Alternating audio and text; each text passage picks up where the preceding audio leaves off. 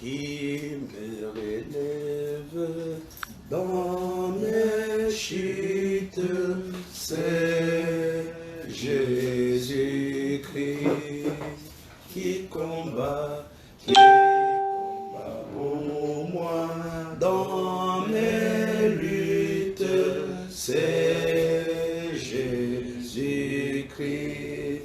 Jésus, Jésus parle, je veux croire que je puis l'aider pour savoir, car mon bouclier, ma victoire, c'est Jésus-Christ.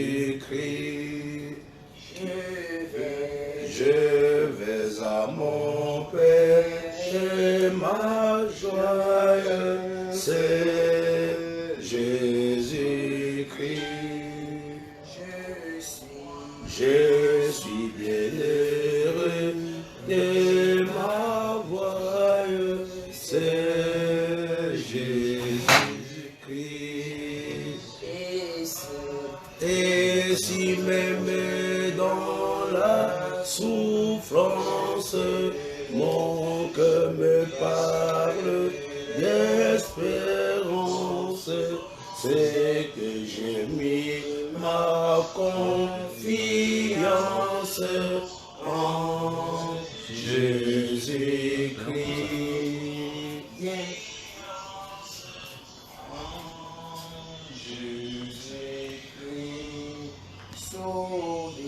Sauve, bien-aimé, glorifie en Jésus-Christ.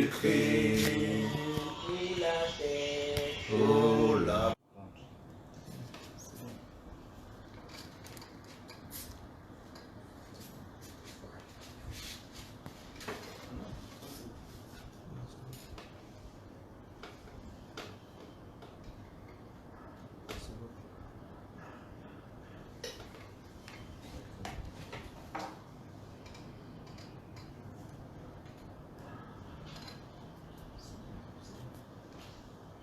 C'est bon.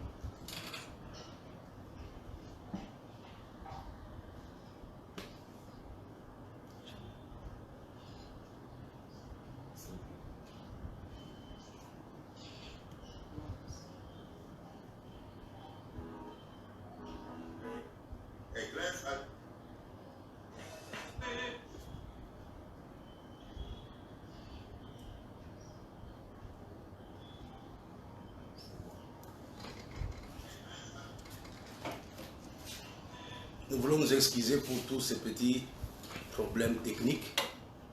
Je pense que vous constatez que nous avons des petits soucis techniques, mais nous nous sommes rattrapés. J'espère que nous allons avoir le temps de nous améliorer dès demain.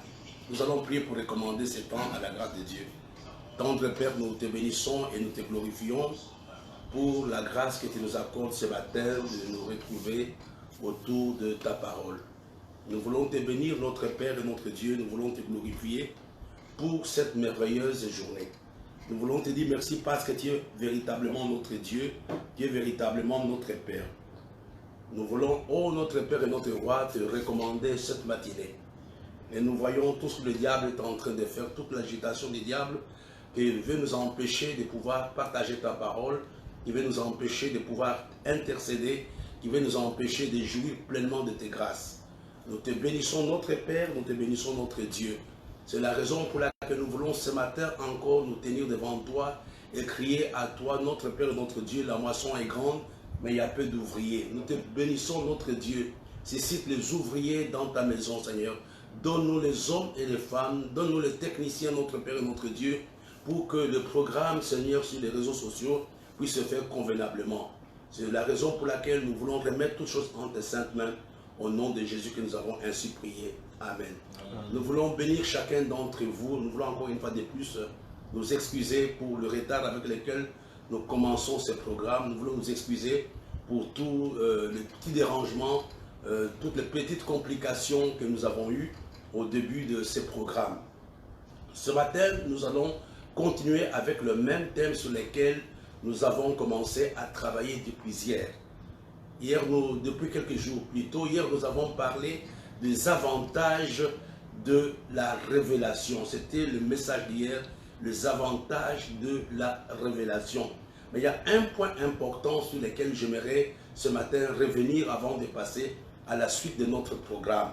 Il y a un point sur lequel je voudrais revenir. Hier, nous avons vu les choses qui sont liées, les avantages qui sont liés à la révélation divine.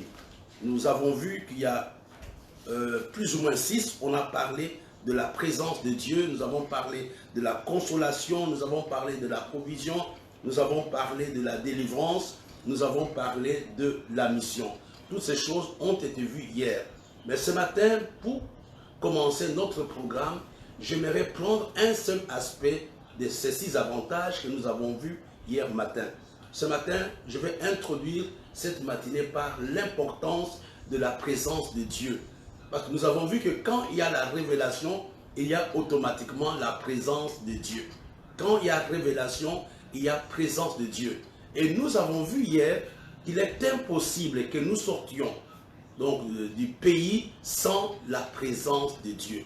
Il y a un homme, et je vous montrerai quelque chose de très important dans le livre de 1er Samuel,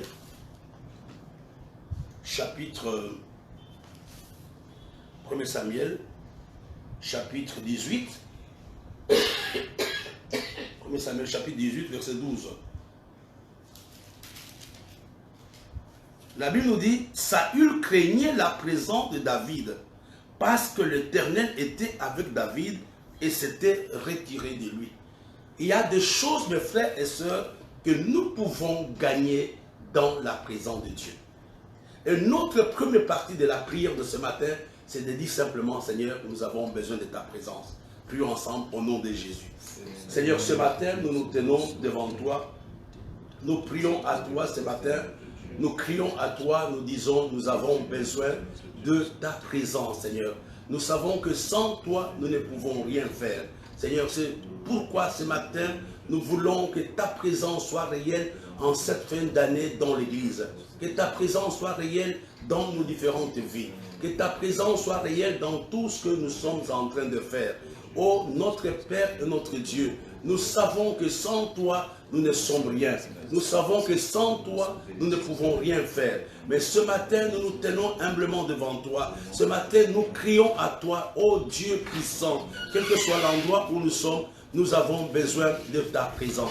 Nous avons vraiment besoin de ta présence. Sans ta présence, nous ne sommes rien. Sans ta présence, le diable peut se glorifier. Sans ta présence, nous sommes des hommes perdus. Sans ta présence, nous ne pouvons rien gagner. Nous voulons ce matin, notre Père et notre Dieu, crier à toi. Nous voulons ce matin dire, oh Dieu Seigneur, honore-nous de ta sainte présence. Honore-nous par ta sainte présence. Nous te bénissons notre Dieu, nous te bénissons notre Roi, nous te bénissons notre Seigneur, ta présence Seigneur. Nous avons soif de ta présence Seigneur, nous avons soif de ta présence ce matin, dans ce programme Seigneur, dans tout ce que nous sommes en train de dire, dans tout ce que nous sommes en train de faire, nous avons besoin de ta présence Seigneur. Parce que nous savons que ta présence nous donne la garantie, ta présence nous sécurise, ta présence nous booste, ta présence nous amène de l'avant. Nous crions à toi ce matin, ô tendre Père, ta présence notre Dieu, ta présence notre Roi, au nom de Jésus. Nous lirons quelques versets bibliques avant de continuer avec un nouveau thème. Ce matin, on va prendre le livre de Psaume 88. Psaume 88, verset 3. La Bible nous dit que ma prière parvienne en ta présence. Prête l'oreille à mes supplications. Que ta prière, on dit la Bible, que ma prière parvienne en ta présence. Que ma prière parvienne en ta présence. Prête l'oreille à mes supplications. La première chose que nous gagnons dans la présence de Dieu, c'est l'exaucement de nos prières. C'est l'exaucement de nos prières. il n'y a pas d'exaucement sans la présence de Dieu. Il n'y a pas d'exaucement sans la présence de Dieu. Tu peux tout perdre, mon frère. Tu peux perdre l'argent, ce n'est pas important. Tu peux perdre la voiture, ce n'est pas important. Mais ne perds surtout pas la présence de Dieu. Ne perds pas la présence de Dieu. Je me rappelle une fois, quand David avait péché, et dans la prière de David, il disait, ne me retire pas ton Saint-Esprit. Tu peux me retirer le trône, mais ne me retire pas ton Saint-Esprit. Ne me retire pas ta présence. Ce qui était important pour David, c'était la présence de Dieu. La première chose que nous pouvons bénéficier de la présence de Dieu, c'est l'exaucement de nos prières. Dieu n'exauce pas l'homme en dehors de sa présence. Dieu nous exauce dans sa présence, comme le livre de Psaume nous le dit, que ma prière parvienne en ta présence. Que ma prière parvienne en ta présence. Que ma prière parvienne en ta présence. Je bénis Dieu pour la vie du pasteur Eddy. Je bénis Dieu pour la vie du pasteur Clarisse qui sont en train de nous suivre. Alors nous allons prier ce matin. Seigneur, ta présence, ta présence. Et la première chose que j'aimerais que tu fasses, exauce ma prière de ce matin. Exauce ma prière pendant cette quinzaine. Dans la présence de Dieu, la première chose que tu peux gagner, c'est l'exaucement de tes prières. Si tu veux que Dieu t'exauce ce matin, il faut revenir dans la présence de Dieu. Si tu veux que Dieu t'exauce, si tu veux que le prière monte au trône de Dieu, le prière ne peut pas monter au trône de Dieu quand nous sommes en dehors de la présence de Dieu. C'est la présence de Dieu qui nous aide à être exaucés. C'est dans la présence de Dieu qu'il y a exaucement de nos prières. Au nom de Jésus, prions ensemble. Ce matin, notre Père et notre Dieu, nous prions en ces lieux pour l'exaucement de nos prières. Nous prions, Seigneur, ce matin. Nous venons à toi, non pour nous promener, mais nous sommes venus à toi pour que tu puisses, Seigneur, nous répondre. Oh, notre Père et notre Dieu, ce matin, Seigneur, répands au milieu de nous l'esprit de prière, l'esprit de foi et surtout l'esprit de l'exaucement. Seigneur, nous voulons nous attendre à ton intervention surnaturelle. Nous voulons nous attendre à la réponse divine à toutes nos préoccupations. Nous te bénissons, notre Père. Nous te bénissons, notre Dieu. Exauce ton Église. Exauce ma soeur ce matin. Ta présence, Seigneur, est nécessaire pour que nous puissions voir la solution à nos problèmes. Ta présence est nécessaire pour que nous puissions vivre le miracle. Ta présence est nécessaire pour que nous allions de l'avant. Exauce ton peuple ce matin. Exauce ton peuple ce matin. Au nom de Jésus. Au nom de Jésus. On va lire un autre texte dans le livre de Actes chapitre 2. Avant de passer au nouveau thème de ce matin. Actes chapitre 2, verset 28. Actes 2, verset 28. J'aimerais nous dire les choses que nous gagnons dans la présence de Dieu. La première chose que tu peux avoir dans la présence de Dieu, c'est l'exaucement à tes prières. Donc tu comprends que Dieu ne peut pas t'exaucer si tu n'es pas dans sa présence. Nous devons commencer d'abord à dire, Seigneur, nous avons besoin de ta présence. Dans le livre de Actes chapitre 2, au verset 28, la Bible nous dit ceci. Tu me fais connaître le sentier de la vie, tu me rempliras de joie par ta présence. La deuxième chose que tu peux gagner dans la présence de Dieu, il y a la joie. Toutes les fois que tu sors de la présence de Dieu, tu t'exposes à la tristesse. Tu seras enfant de la tristesse, tu seras enfant de la déception, tu seras enfant de la détresse. Mais dans la présence de Dieu, il y a la joie. Dans la présence de Dieu, il y a le bonheur. Oh mon frère, regarde quand le Saint-Esprit était descendu à la Pentecôte, la présence de Dieu avait tellement enivré ces gens, à tel point que les gens pensaient qu'ils étaient ivres. Dans la présence de Dieu, il y a la joie. Ce matin, nous allons prier que toutes les personnes qui sont dans la prison de la tristesse, que toutes les personnes qui sont dans la prison de l'angoisse, Que Dieu le visite. Que Dieu le visite. Que Dieu le visite. Au nom de Jésus, prions ensemble. Seigneur, ta présence, Seigneur. Ta présence dans nos pleurs. Ta présence dans nos lamentations. Ta présence dans nos deuils. Ta présence dans nos déceptions. Ta présence dans nos frustrations. C'est dans ta présence que nous pouvons expérimenter la joie. C'est dans ta présence que nous pouvons expérimenter la paix. C'est dans ta présence que nous pouvons expérimenter le bonheur. Au nom de Jésus. Au nom de Jésus. Au nom de Jésus. On va encore prendre notre texte. Dans le livre de 1 Samuel, c'était le texte que j'ai donné tout à l'heure. 1 Samuel chapitre 18. 1 Samuel chapitre 18. Je bénis Dieu pour la vie du pasteur Boulou. La vie de Maman Patience Epossi qui est aussi en ligne. 1 Samuel chapitre 18 verset 12. La Bible nous dit, Saül craignait la présence de David parce que l'Éternel était avec David et s'était retiré de lui. On va le voir tout à l'heure. J'aimerais que nous prenions encore un autre texte dans le livre de Genèse chapitre 35. Vous allez seulement lire le verset 5, on va revenir là-dessus après. La Bible nous dit, ensuite ils partirent. La terreur de Dieu se répandait sur les villes qui les entouraient. Elle ne poursuivit point le fils de Jacob.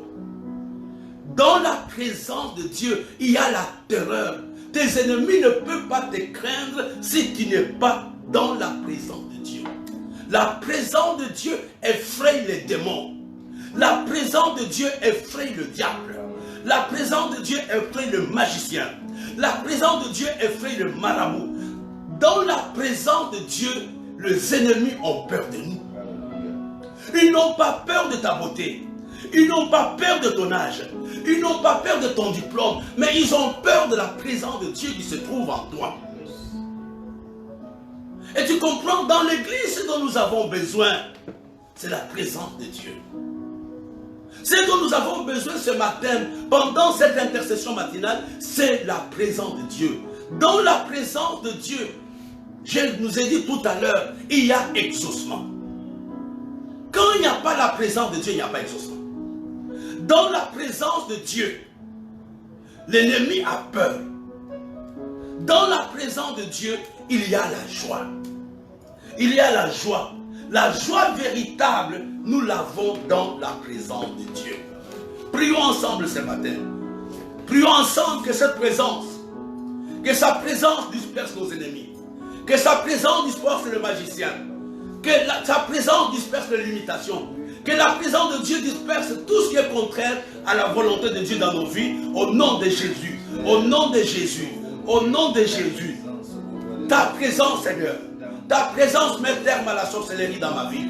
Ta présence met terme aux limitations dans ma vie. Ta présence met terme à tout le diable a planifié dans ma vie. Je te supplie, mon Père et mon Dieu. Ta présence est nécessaire dans la vie de tous ceux-là qui passent par les épreuves. Ta présence est nécessaire dans la vie de tous ceux-là qui sont malades. Nous avons besoin de ta présence ce matin. Nous avons besoin de ta présence. Nous avons besoin de ta présence, Seigneur. Honore-nous de ta présence. Seigneur, que l'ennemi soit, que nos ennemis se dispersent, que la magie s'arrête, que la sorcellerie s'arrête, que le fétichisme s'arrête. À cause de ta présence, nous pouvons expérimenter la libération. Nous te bénissons, notre Père. Nous te bénissons, notre Dieu, au nom de Jésus. Je vais nous donner encore un autre texte dans le livre d'Exode, chapitre 23. Ça, c'est important pour quelqu'un ce matin. Exode, chapitre 23, verset 21-22.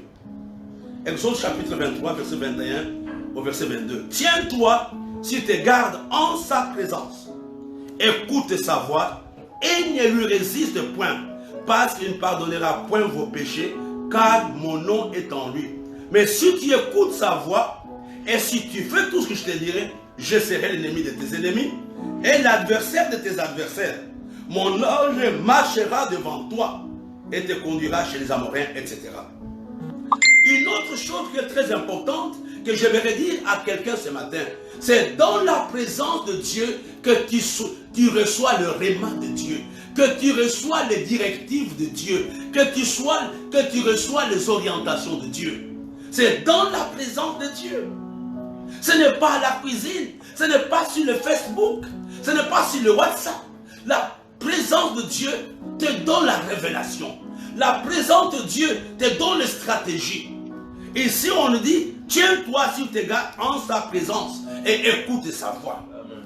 Dieu nous parle dans sa présence. Dieu nous conseille dans sa présence. Dieu nous exauce dans sa présence. Ne lui résistez pas. Amen. Ne lui résistez pas. Dans la présence de Dieu, l'homme expérimente quoi? L'homme expérimente, l'homme reçoit la révélation, reçoit les orientations de Dieu, reçoit le réma de Dieu. C'est important, frère, ce matin. Dans sa présence, il fallait que Pierre soit dans la présence de Jésus pour que Jésus lui dise où est-ce qu'il allait trouver le poisson. Il fallait que Pierre soit dans la présence de Jésus pour que Jésus lui dise jette le filet à gauche, va dans le ventre, dans la boue du poisson, il y a de l'argent. La présence de Dieu nous donne les stratégies. La présence de Dieu nous donne le réma. La présence de Dieu nous parle. Amen. Mon frère et ma soeur, c'est important ce matin. Vous savez, quand nous sommes dans les difficultés, la chose la plus importante, c'est la voix de Dieu. Écoute-moi bien. Une fois Élie passait par des problèmes. Il se réfugiait au torrent de Kérit. Et quand il est arrivé au torrent de Kérit, il n'y avait plus d'eau. L'eau avait séché, etc. Élie n'a pas bougé. Mais qu'est-ce qui s'était passé? Dieu lui a parlé. Amen. Dieu lui a dit, j'ai préparé une veuve à Sarepta. C'est dans la présence de Dieu que tu peux avoir la victoire sur la détresse. C'est dans la présence de Dieu que tu peux avoir la victoire sur la stérilité. C'est dans la présence de Dieu que tu peux avoir la paix. Même quand il y a l'agitation, Dieu te dit non, fils, voilà ce que je peux faire pour toi, Marit. Ce matin, j'aimerais dire à quelqu'un, ton problème n'est pas le problème. Ton problème est que tu n'as pas écouté Dieu te parler. Tu n'as pas le réma de Dieu. Tu n'as pas les orientations de Dieu. Tu n'as pas les directives de Dieu. Dans la présence de Dieu, Dieu nous parle. Prions ensemble. Ce matin, notre Père, ce matin, notre Dieu, je te bénis ce matin. Je te bénis, Seigneur, parce que nous savons que dans ta présence, il y a des choses extraordinaires que nous pouvons recevoir de toi. Nous voulons te bénir, Seigneur. Nous voulons te glorifier ce matin. Dans ta présence, il y a des choses extraordinaires qui peuvent arriver dans la vie de mon frère. Je reçois, Seigneur, ce matin. Parle à mon frère, parle à ma soeur, parle à tous ceux-là qui sont dans le problème. Oh Seigneur, sois élevé, sois honoré, sois glorifié, Seigneur. Ce matin, donne-nous des stratégies dans nos différents combats. Parle-nous, notre Père et notre Dieu. Ne nous abandonne pas, notre roi, au nom de Jésus. J'aimerais qu'on prenne notre Bible dans le livre de Genèse chapitre 39. On va voir quelque chose de très important, verset 21. La Bible nous dit, Genèse chapitre 39, verset 21, l'Éternel fut avec Joseph. Il étendit sur lui sa bonté. Il est mis en faveur aux yeux du chef de la prison. Dans la présence de Dieu, je reçois la bonté de Dieu et j'expérimente la faveur. Si tu veux que les portes s'ouvrent, que les gens t'aident, tu as besoin de cette présence. Quand tu as la présence de Dieu, les choses deviennent faciles pour toi. Les choses étaient faciles pour Joseph dans la prison à cause de la présence de Dieu qui était avec Joseph. Dans la présence de Dieu, j'expérimente la bonté, l'amour de Dieu. J'expérimente la faveur des hommes. C'est ce que Jacob a eu. À cause de la présence de Dieu qui était avec lui, Laban ne pouvait pas résister. Laban ne pouvait pas résister. Je disais au début de la réunion que tu peux tout perdre. Mais ce matin, ne perds pas la présence de Dieu. J'aimerais t'encourager à revenir, à rentrer dans la présence de Dieu. Peut-être, Dieu, il est là, il est permanent, mais c'est l'homme lui-même qui s'est retiré de la présence de Dieu. Comme l'enfant prodigue. Son papa n'avait pas changé de maison. La maison était la même. Mais c'est lui qui est parti au pays lointain. C'est là où il a dilapidé tout ce qui lui appartenait, tout ce qu'il avait. Mais quand il est revenu, il est rentré dans la présence de son père. Son père l'avait habillé. Dans la présence de Dieu, l'homme est habillé. Dans la présence de Dieu, nous retrouvons notre dignité, la dignité perdue. Dans la présence de Dieu, notre destinée est restaurée. Dans la présence de Dieu, il y a notre destinée qui est restaurée.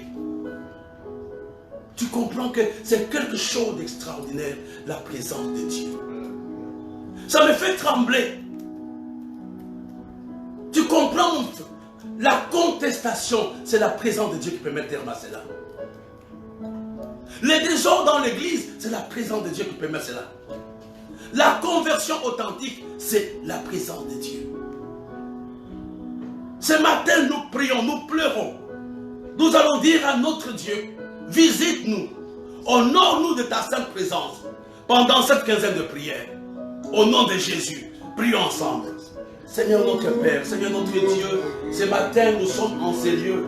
Ce matin nous crions à toi, ô Dieu puissant. Seigneur, visite ton peuple, visite ton église, visite ma soeur, visite mon frère. Nous avons besoin de ta présence, Papa. Nous avons besoin de ta présence dans nos différents combats, dans nos prisons, dans nos limitations, dans nos incompréhensions. C'est ta présence dont nous avons besoin. C'est ta présence dont nous avons besoin. Au nom de Jésus, au nom de Jésus. Il nous reste quelques minutes. Et la petite pensée de ce matin, je l'ai intitulée « Montons à Bethel ». Ce matin, je voudrais pendant les 15 minutes qui nous restent, parler d'un thème que j'ai appelé « Montons à Bethel » ou encore « L'onction de Bethel ». C'est important que tu comprennes ces choses. C'est important que tu puisses t'attarder sur ces choses, mon frère et ma soeur. La Bible nous dit dans le livre de Genèse chapitre 35, verset 35, Dieu dit à Jacob, lève-toi, monte à Bethel et demeure-y. Là tu dresseras un autel au Dieu qui t'a paru lorsque tu fuyais Ésaü, ton frère. Jacob dit à sa maison et à tous ceux qui étaient avec lui, ôtez les dieux étrangers qui sont au milieu de vous. Purifiez-vous et changez de vêtements. Nous nous lèverons et nous monterons à Bethel. Je dresserai un autel au Dieu qui m'a exaucé dans le jour de ma détresse et qui a été avec moi pendant le voyage que j'ai fait.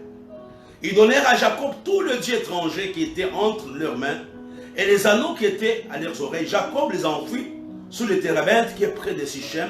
Ensuite, ils partirent, la terreur de Dieu se répandait sur les villes qui les entouraient et l'ont poursuivi les fils de Jacob. Jacob arriva, lui et tous ceux qui étaient avec lui, à Luz, qui est Bethel, dans le pays des Canaan. Il bâtit un autel, il appela ce lieu El Bethel, car c'est là que Dieu s'est révélé à lui lorsqu'il fuyait son frère. Déborah, nourrice de Rebecca, mourut. Elle fut enterrée au-dessus de Bethel, sous les chênes auxquels on donna le nom de chênes de pleurs. Dieu apparut encore à Jacob après son retour à Padam Aram. Il le bénit et lui dit, ton nom est Jacob. Tu ne seras plus appelé Jacob, mais ton nom sera Israël. Et lui donna le nom d'Israël. Dieu lui dit, je suis le Dieu Tout-Puissant. Sois fécond et multiplie. Une nation et une multitude de nations naîtront de toi et des rois sortiront de terrain. Voilà en quelques minutes la petite pensée sur laquelle nous allons prier. Comme je disais, je l'ai intitulé « Montons à Bethel ». Montons à Bethel. De quoi est-il question, mes frères? De quoi est-il question dans ce passage?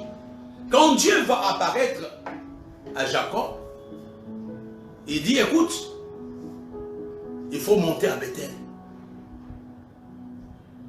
Mais avant que ces gens n'arrivent à Bethel, il y a quelque chose de très important qui va se passer. Ces gens avaient changé leurs vêtements. Tous les dieux étrangers qui étaient avec l'équipe de Jacob, ils avaient enlevé les dieux étrangers, le vêtement. La première chose que j'aimerais que tu comprennes, Bethel, c'est le lieu du changement intérieur.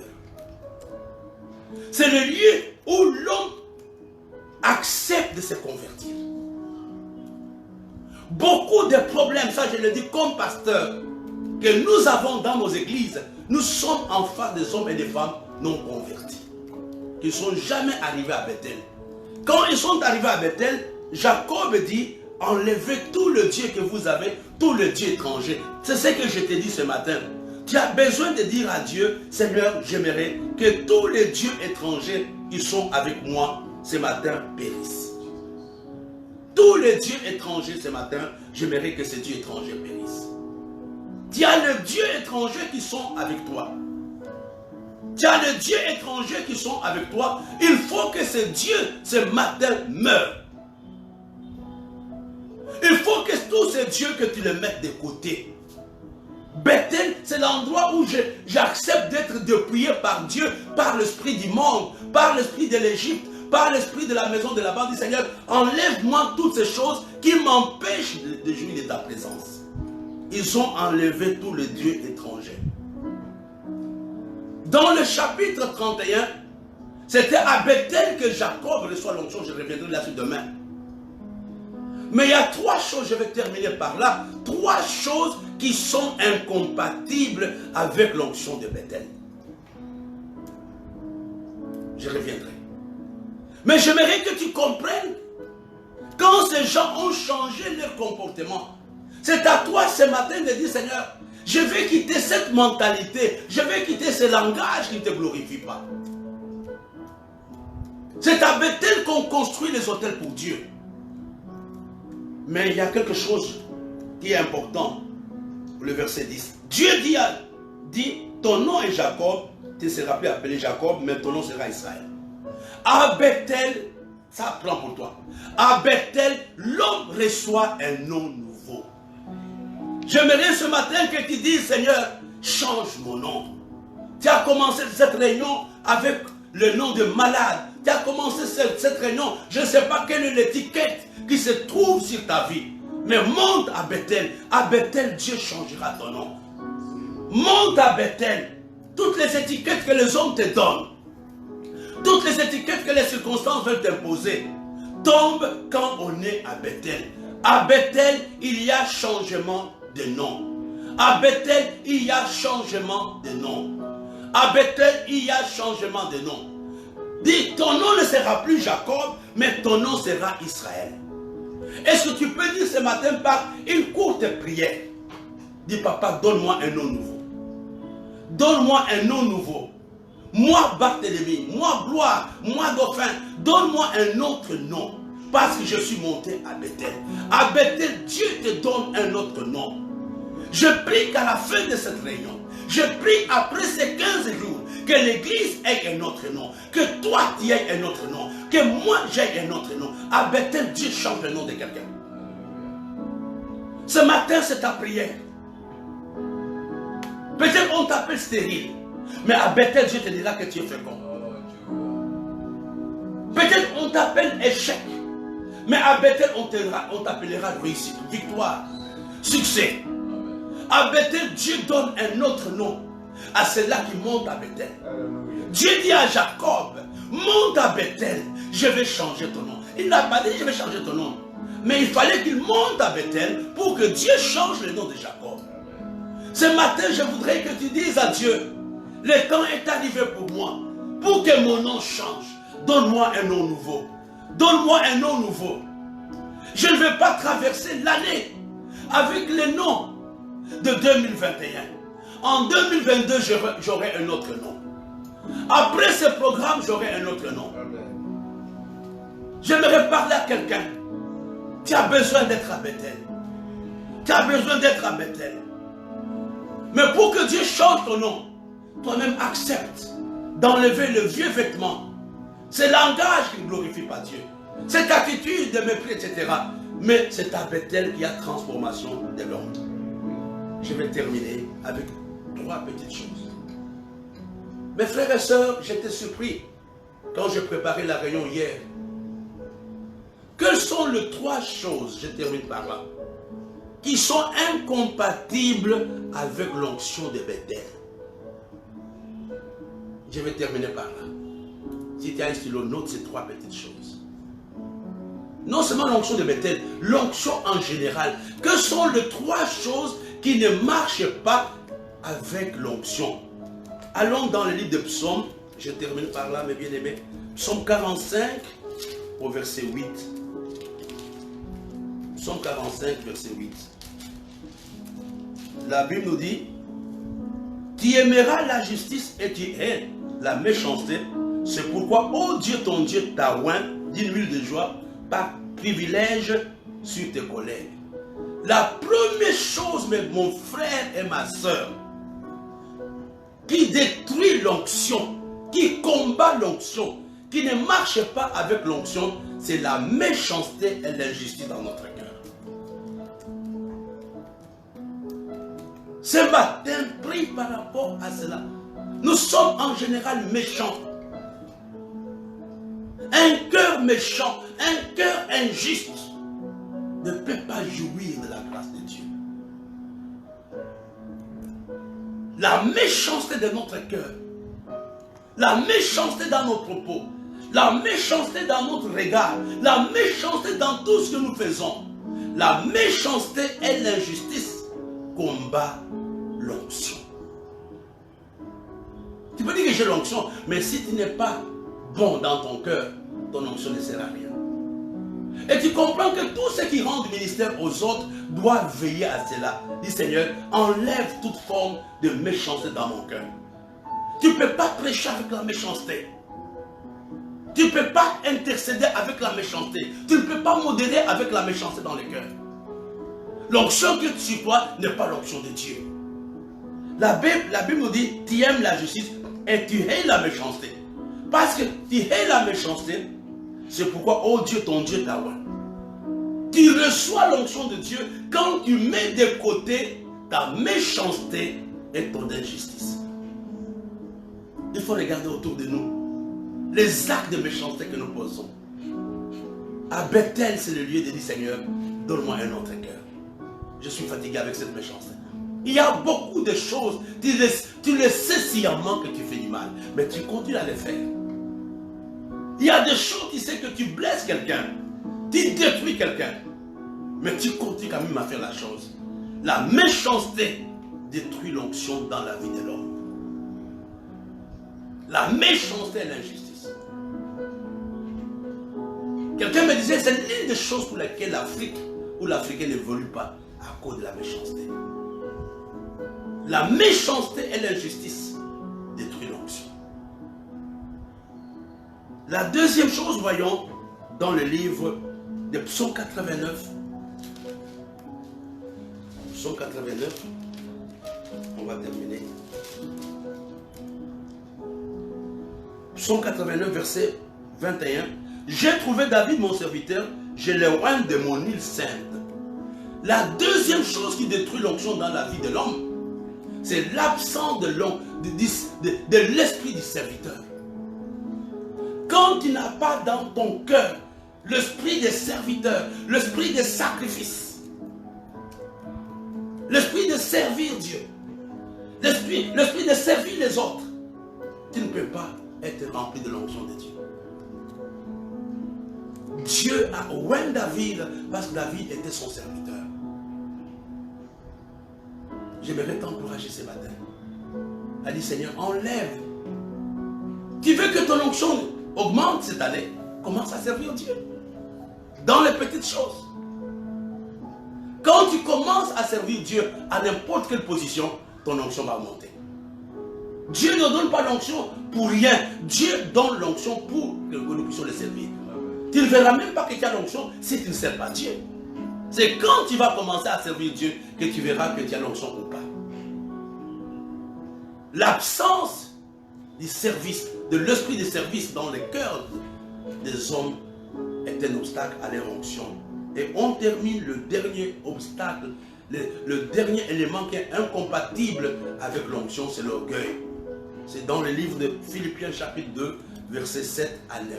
Trois choses combattent l'onction de Bethel. La première chose, la méchanceté et l'injustice dans notre cœur. La deuxième chose, l'absence de l'esprit du sacrifice, du service. Et la dernière, l'orgueil. nous allons prier. Dis Seigneur, enlève toutes ces choses parce que nous sommes montés à Bethel. Nous voulons vivre la plénitude de ton onction. Au nom de Jésus, prions ensemble. Nous te bénissons, notre Père et notre Dieu, pour la fin de ces programmes. Nous élevons ton Saint-Nom. Merci parce que tu nous as aidés. Merci parce que mon frère a été béni ce matin. Sois élevé, sois magnifié, sois glorifié. Au nom de Jésus que nous avons ainsi prié. Amen. Nous voulons vraiment vous dire merci d'avoir suivi ce programme. Nous nous excusons pour tous les problèmes que nous avons eu pour démarrer les programmes. Mais je pense que demain, on va s'améliorer. Nous vous donnons rendez-vous demain à 7h. Et si vous avez suivi, partagez cette vidéo dans votre plateforme pour que plusieurs montent à Bethel comme nous, pour que plusieurs expérimentent la joie de Dieu dans leur vie. Au nom de Jésus que nous avons ainsi prié. Amen.